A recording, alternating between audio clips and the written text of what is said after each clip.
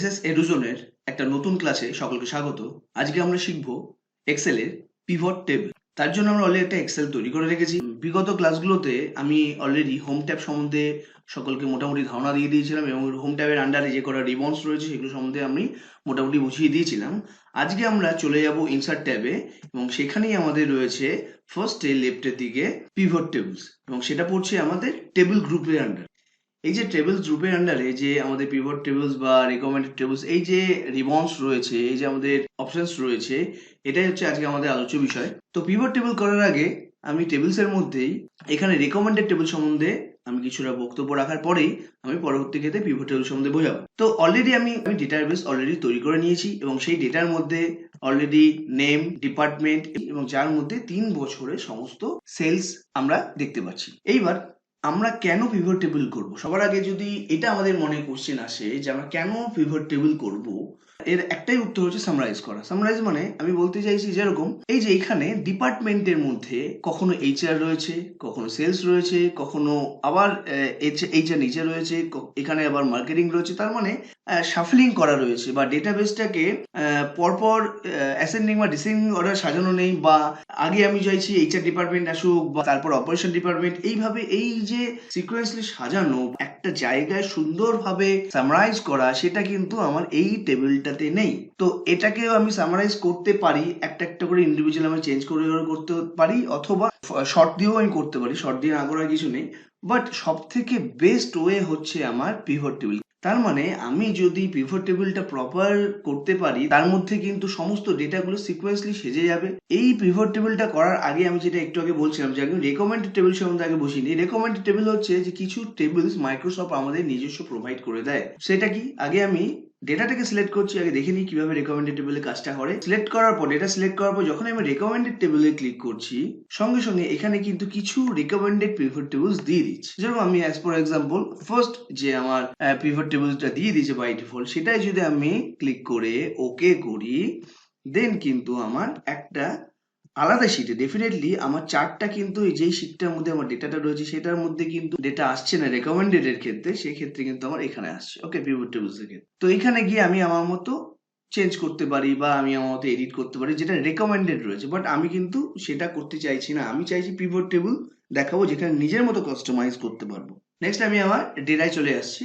এবার আমি যেটা বলছিলাম যে আগে আমি আমার মতো ডেটাটাকে সিলেক্ট করছি, করার পরে আমি ইনসার্টে গিয়ে কি করব, এবার রেকমেন্ডেড টেবিলে যাচ্ছি। এবার যাচ্ছি আমি পিভট টেবিল, যেখানে আমি আমার মতো কাস্টমাইজ করতে পারবো এবং ইজিলি অ্যারেঞ্জ করতে পারবো ডেটাটাকে, ঠিক আছে, নিজের মতো সামারাইজ করতে পারবো। তো আমার এই যে ডেটাটা রয়েছে, এটা এখন ছোট ডেটা বলে আমার মনে হচ্ছে খুব ইজি ব্যাপার, কিন্তু যখনই এই ডেটাটা 100 বা 200 বা 300 বা তারও বেশি যখন লাইনের উপরে হবে, যখন এই নাম্বারিংটা 100 200 300 দিকে ঠেকে যাবে, তখন কিন্তু এই ডেটাটাকে সামারাইজ করা খুব টাফ। তো তার জন্যই আমরা পিভট টেবিল করতে পারি। তো একবার আমরা দেখি কিভাবে করা যায়। তো আমি সবার আগে ডেটাটাকে আমি সিলেক্ট করলাম, করার পরে যখন আমি পিভট টেবিলে ক্লিক করছি, ক্লিক করার পরেই আমার এই যে এখানে আমার অপশনস চলে এলো রাইট সাইডে।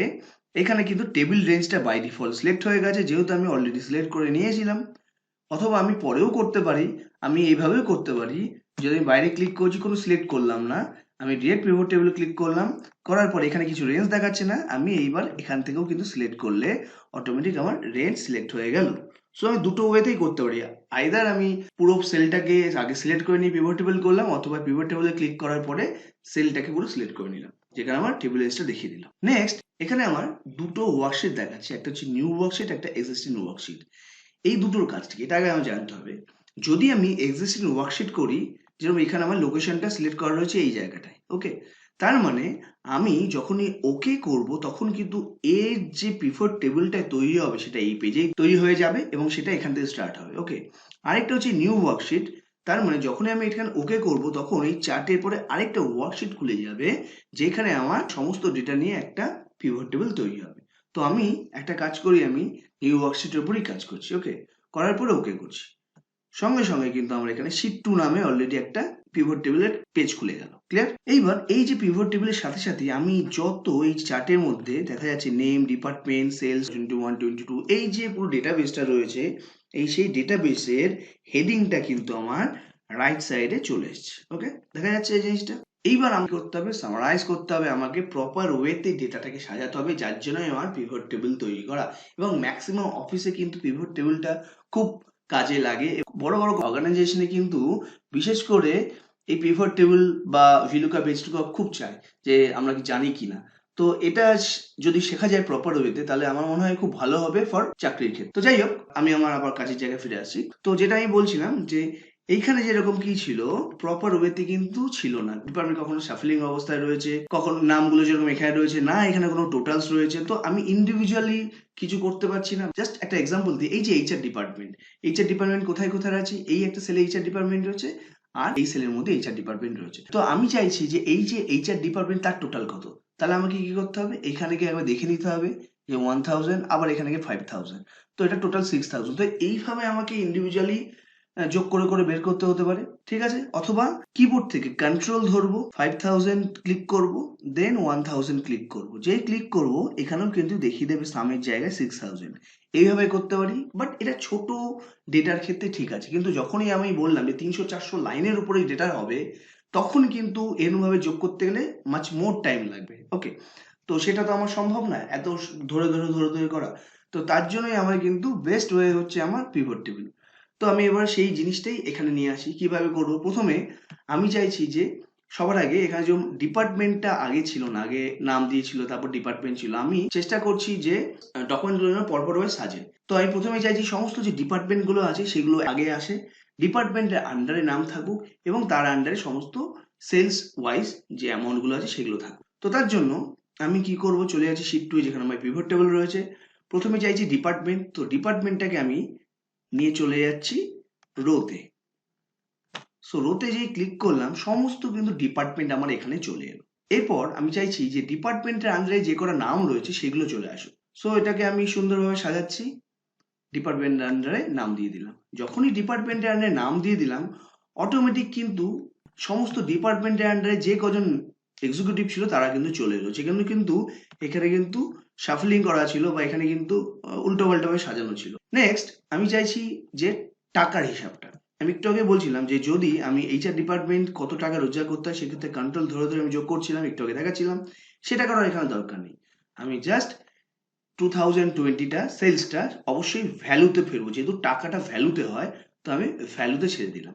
যেই ভ্যালুতে ছেড়ে দিলাম সঙ্গে সঙ্গে কিন্তু এইচআর ডিপার্টমেন্ট এখানে দেখিয়ে দিল টোটাল 2020-তে 6000 টাকা রোজগার করেছে, যার মধ্যে রাম এবং রোহিত 1000 এবং 5000 রোজগার করেছে। ওকে, দেন সেম মার্কেটিং ডিপার্টমেন্ট অপারেশন প্রত্যেক কটার ভাগ রয়েছে এবং নট অনলি দ্যাট, তার সাথে গ্র্যান্ড টোটাল রয়েছে, মানে 2020-তে টোটাল 30,200 রোজগার হয়েছে সেটাও কিন্তু দেখিয়ে দিয়েছে, যেটা কিন্তু আমার নর্মাল চ্যাটে আমরা পাচ্ছি না। নর্মাল চ্যাটে পেতে গেলে আমাকে কি করতে হবে, আবার এখানে গিয়ে আবার অটোসামে গিয়ে অটোসাম ক্লিক করে করতে হবে, তবেই আমি পাবো। কিন্তু আমার কিন্তু পিভট টেবিলে সুন্দরভাবে সামারাইজ করে দিচ্ছে ডেটাগুলোকে। তাহলে এটা কিন্তু একটা খুব ভালো মাধ্যম, যেটা দিয়ে কিন্তু আমরা খুব সহজেই সমস্ত ডেটাগুলো একটা জায়গায় সামারাইজ করতে পারছি। এরপরে আমি চাইছি 2020-র সাথে 2022-এর তুলনা করতে। তো আমি 2021টাকে নিচ্ছি না, 2022টাকে আবার আমি ভ্যালুর নিচে ফেলে দিচ্ছি 2020। যেই ফেলে দিলাম সঙ্গে সঙ্গে কিন্তু 2020 ভার্সেস 2022 পেয়ে গেলাম এবং তার ইনকাম আমরা এখানে বের করতে পারলাম। সো এটা হচ্ছে আমার পিভট টেবিলের পার্ট। এছাড়াও এই পিভট টেবিলের মধ্যে আরো অনেক ভাগ করতে পারি, যেরকম এই পিভট টেবিলের মধ্যে শুধু মার্কেটিং ডিপার্টমেন্টটাকেই চাইছি, বাদ বাকি সমস্ত হাটিয়ে দিতে চাইছি। তো এইখানে একটা অপশন আছে যেটা ফিল্টারিং, যেটা কিন্তু আমার আগে এই ডেটাতে যদি করতে হতো ফিল্টার করতে হতো, বাট অটোমেটিক কিন্তু পিভট টেবিলে ফিল্টার চলে আসে। তো এখানে ক্লিক করলাম, করার পর বাদ বাকি তুলে দিয়ে শুধু যদি মার্কেটিং ডিপার্টমেন্টটাকে চেক করি, করে ওকে করি, তো শুধু মার্কেটিং ডিপার্টমেন্টের ডিটেলসই চলে আসবে। সো এইভাবে আমরা কিন্তু পিভট টেবিল করতে পারি, যার মাধ্যমে আমরা কিন্তু সমস্ত ডেটাকে সুন্দরভাবে সামারাইজ করতে পারি। এবার আমি যদি মনে করি যে প্রত্যেক কটা ডেটাই আমি নেবো, তাহলে 2021-20 টাকা আগে তুলে দিচ্ছি, আনচেক করে দিলাম। 2021টাকে আগে ফেলে দিচ্ছি ভ্যালুর নিচে, 2021 চলে গেল, 2022টাকে তার নিচে ফেলে দিলাম, তার নিচে 22 চলে এলো। সো এইভাবে কিন্তু আমরা সমস্ত ডেটাটাকে একটা সুন্দর জায়গায় নিয়ে আসতে পারি থ্রু পিভট টেবিল। সো এটা হচ্ছে আমাদের পিভট টেবিলের কনসেপ্ট। আশা করা যায় সকলের পছন্দ হয়েছে। এরপরে যদি কারো কোনো প্রবলেম থাকে আমাকে কমেন্টে জানিও। তো আজকের জন্য এখানে ক্লাসটা শেষ করলাম, পরের ক্লাসে আবার দেখা হচ্ছে।